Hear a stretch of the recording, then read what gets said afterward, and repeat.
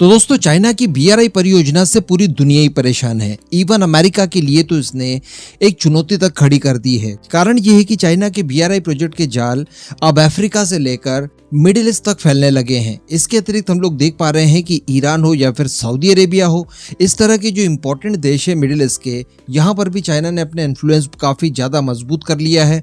और ऐसी परिस्थिति में BRI परियोजना के साथ इन्हें जोड़कर अमेरिका का इन्फ्लुएंस वो यहाँ से खत्म करवा सकता है। इसके तोड़ में दोस्तों, आज से 2-3 महीनों पहले अमेरिका द्वारा एक पहल की गई थी। एक्चुअली अमेरिका के NSA जैक सुलिवन, भारत के NSA अजीत डोभाल साहब, इन्होंने एक मीटिंग कंडक्ट की थी सऊदी अरेबिया में, और इनके मीटिंग में शामिल थे मोहम्मद बिन सलमान भी, जहां पर दोस्तों एक परियोजना को लेकर डिस्कशन किया गया और ऑफर्स रखे गए सामने। इस परियोजना के तहत दरअसल किया ये जाना था कि भारत से सीधे मिडिल ईस्ट से सीधे यूरोप तक रेल सेवा को शुरू किया जाए। यानी भारत से आप व्यापार करिए, भारत के सबसे नजदीकी बंदरगाह से आप माल पहुंचाइए अरब के सबसे नजदीकी बंदरगाह तक, वहां से फिर ट्रेन शुरू हो जाएगी, वो ट्रेन सीधे पहुंचेगी सऊदी अरेबिया, उसके बाद UAE, और उसके बाद वो सीधे निकल जाएगी यूरोप तक। तो इस परियोजना को लेकर सऊदी अरेबिया, भारत और अमेरिका के बीच में काफी डिस्कशन हुए थे, और इसका इम्प्लीमेंट करने के लिए इसके अलग अलग पहलुओं के ऊपर गहन चर्चा की गई थी। यहाँ तक की बातें निकल कर आई थी कि सभी देश इस बात के लिए इच्छुक हैं कि इस रेलवे नेटवर्क का विस्तार खुद भारत करे, यानी भारत की कंपनियां अपनी एक्सपर्टीज का इस्तेमाल करके जिन एरियाज में रेलवे लाइन बिछानी है वहां पर बिछाए, और इससे सीधे सीधे फायदा भारत को होने जा रहा है, क्योंकि अल्टीमेटली भारत को मिडिल ईस्ट के साथ साथ पूरे यूरोप से जोड़ देगा ये रेलवे नेटवर्क। तो भारत जो कि इन फ्यूचर मैन्युफैक्चरिंग हब बनकर खड़ा होगा, उसके लिए बहुत सारी चीजें आसान हो जाएगी। हमारा बनाया गया माल काफी सस्ते ट्रांसपोर्टिंग के जरिए वहां तक पहुंच जाएगा। सुएज कैनाल वगैरह आप तो बाईपास कर दीजिए, कोई दिक्कत नहीं आएगी।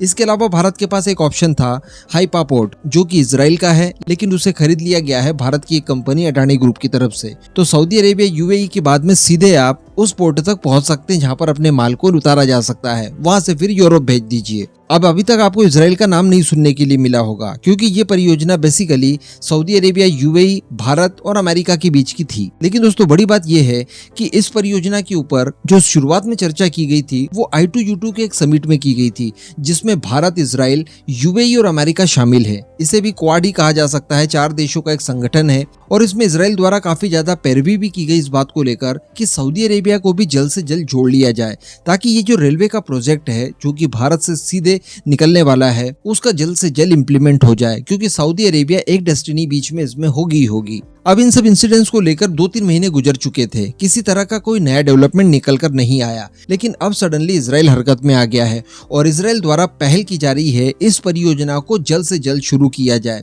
लेकिन बीच में जो बाधक बना हुआ है सऊदी अरेबिया, उसे मनाने के लिए भी इजराइल ने तैयारियां कर ली है, और बताया जा रहा है कि इजराइल द्वारा $27 बिलियन एक पैकेज के रूप में देने के लिए तैयारियां कर ली है। यानी सऊदी अरेबिया को कह दिया है कि देखिए, आप सऊदी अरेबिया तक लाइन आने दीजिए, सऊदी अरेबिया के बाद बाहर से UAE होते हुए इजराइल तक रेलवे नेटवर्क आएगी, जिसके लिए $27 बिलियन का पैकेज इजराइल देने के लिए तैयार है। समझ सकता हूं मैं, आपको यही विचार आ रहा होगा कि भला $27 बिलियन का जो पैकेज है वो इजराइल कैसे अफोर्ड करेगा, कैसे देगा। ये संभव नहीं है। दुनिया की जो टॉप 5 इकोनॉमीज है वो भी किसी एक परियोजना में इतना इन्वेस्ट कर दे, बहुत बड़ी बात है। तो इजराइल कैसे करेगा? तो डेफिनेटली इसके पीछे बैकिंग अमेरिका की है। लेकिन बैकिंग किसी की भी हो, विचार किसी का भी हो, फायदा इसमें भारत और इजराइल जैसे देशों को सबसे ज्यादा होगा। वो कैसे, अब ये भी देखिए आप। दोस्तों, अगले साल 2024 में अमेरिका के अंदर इलेक्शन, और जिस तरह से डोनाल्ड ट्रंप ने इजराइल की कई सारे मिडिल ईस्ट के देशों के साथ पीस डील करवाई थी, जिसमें UAE का नाम ले सकते हैं आप, इससे उन्हें काफी ज्यादा एडवांटेज मिला था, और उनकी छवि एक अलग स्तर पर अमेरिका के अंदर प्रसारित की गई थी। तो ठीक इसी तरह का एक कारनामा जो बाइडेन भी करना चाहते हैं। डोनाल्ड ट्रंप ने काफी कुछ कोशिशें की, और वो सफल हो भी जाते अगर वो दोबारा से राष्ट्रपति बन जाते तो, लेकिन वो इलेक्शन नहीं जीत पाए और राष्ट्रपति बन गए जो बाइडेन। तो इसी वजह से सऊदी अरेबिया और इजराइल के बीच में जो पीस डील होनी थी वो अभी तक बाकी है। बहुत सारी पहल कर चुके हैं। यहाँ तक चीजें बताई गई थी कि एक बार इजराइल के prime minister Benjamin Netanyahu MBS से मुलाकात करने के लिए सऊदी अरेबिया के विजिट पर भी गए थे। काफी सीक्रेट विजिट थी, और इसके बारे में किसी ने कोई जानकारी नहीं उपलब्ध करवाई। तो कहने का मतलब, प्रयास काफी कुछ किए जा चुके हैं, बेस तैयार कर लिया गया है, लेकिन सऊदी अरेबिया और इजराइल के बीच में अभी तक पीस एस्टेब्लिश नहीं हुआ है। तो बताया जा रहा है कि ये जो 27 बिलियन डॉलर्स के पैकेज की बात की जा रही है इजराइल की तरफ से, ये उसी के लिए एक प्रलोभन के रूप में इस्तेमाल किया जा रहा है। यानी इजराइल कहेगा कि देखिए हम तो इतना इन्वेस्ट कर रहे हैं जिससे आपको भी फायदा होगा, तो इस बहाने फिर पीस डील एस्टैब्लिश कर ली जाएगी। वैसे मैं आपको बता दूं कि जो बाइडेन ने हर हाल में इन कोशिशों को करना शुरू कर दिया है कि वो इजराइल और सऊदी अरेबिया के बीच बातचीत करवा दे, जिसके लिए उन्होंने जिम्मा दिया है अपने एनएसए जैक सुलिवन को।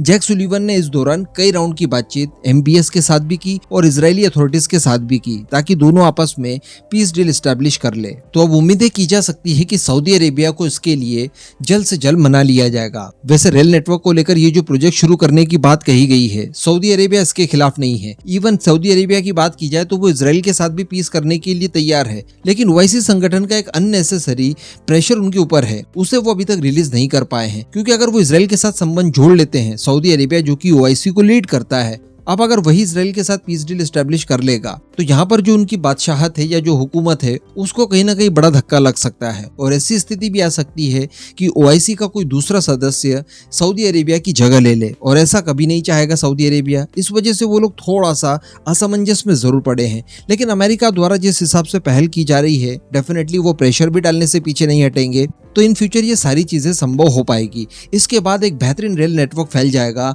पूरे मिडिल ईस्ट में, जिससे कि चाइना की बीआरआई परियोजना को एक बहुत बड़ा धक्का लगेगा। साथ ही जो चाइना इन देशों के ऊपर अपना इन्फ्लुएंस जमा कर भारत, अमेरिका और इजराइल जैसे देशों के किए कराए पर पानी फेरना चाहता है, वो सारी चीजें भी नहीं कर पाएगा चाइना। और अल्टीमेटली इस पूरे रीजन में आज की तुलना में कई गुना ज्यादा शांति होगी। और सबसे बड़ी बात कि बिजनेस के कई सारे अवसर मिलेंगे। सोचिए आप कि भारत को सीधे सीधे एक रास्ता मिल रहा है बिना किसी रुकावट का, जो कि आपको यूरोप तक पहुंचाता है। तो इससे बड़ी और कोई चीज अन्य नहीं हो सकती भारत के लिए, जिसमें भारत को सबसे कम इन्वेस्ट करना है। इवन जो प्रोजेक्ट चलाया जाएगा उसके लिए भी भारतीय कंपनियों का ही नाम लिया जा रहा है। तो अल्टीमेटली फायदा सबसे ज्यादा भारत को ही होना है। तो संभवतः अब I2U2 की जो अगली बैठक होगी उसमें किसी तरह का बड़ा निर्णय लिया जा सकता है। इस पूरे मुद्दे पर अब आपका जो भी मानना हो नीचे कमेंट करके जरूर बताइएगा।